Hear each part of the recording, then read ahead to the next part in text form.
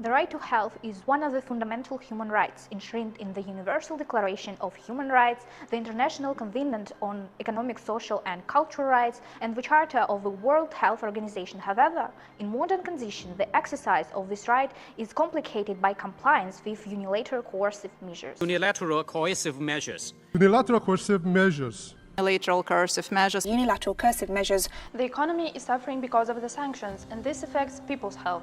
Banks are starting to delay payment for the purchase of medicine for a long time.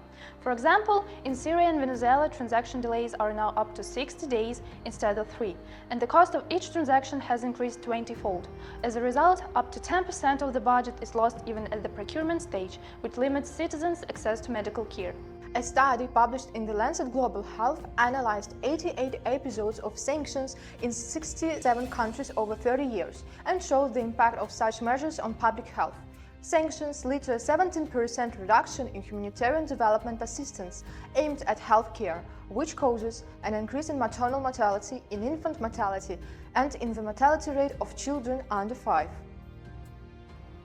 Specific examples demonstrate the depth of the problem. There is a shortage of 73 medicines in Iran, almost half of which are included in the World Health Organization list of essential medicines. Cancer Care Syria reports that it's impossible to provide full-fledged treatment to 200 children with cancer. 30 of them died, and only 9 were able to recover. In Cuba, sanctions are hindering the improvement of the quality of the healthcare system. In particular, during the outbreak of the pandemic, the country took steps to prevent the spread of COVID-19, manufacture vaccines and treat patients, while sanctions had a negative impact on all these efforts, resulting in the loss of human lives and suffering of the population.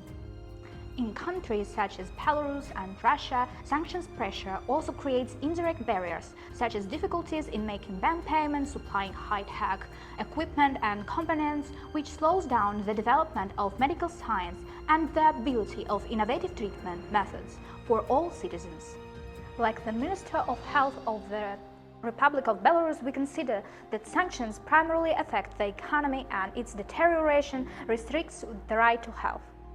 Initiatives aimed at countering and limiting unilateral coercive measures are being implemented at various levels, from global organizations to regional associations.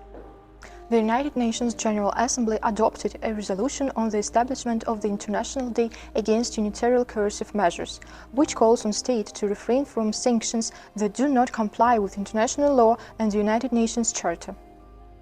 The Shanghai Cooperation Organization rejects unilateral measures that violate international law and advocates strengthening the multilateral trading system. The Commonwealth of Independent States Council of Foreign Ministers adopted a statement on the admissibility of such measures and recommended that they be refrained from. The Office of United Nations High Commissioner for Human Rights points out that such measures negatively affect the right to medical care, food and housing. Despite the ability of effective mechanisms, many states do not use them enough. Instead, they often resort to the introduction of additional unilateral coercive measures. Only the strengthening of diplomatic relations and compliance with international law will eliminate the negative impact on all spheres of life, and in particular in the right to health. In conclusion, we would like to quote the Special Rapporteur of the United Nations Human Rights Council on the negative impact of unilateral coercive measures on the realization of human rights. Everyone's life is priceless and deserves to be treated with care.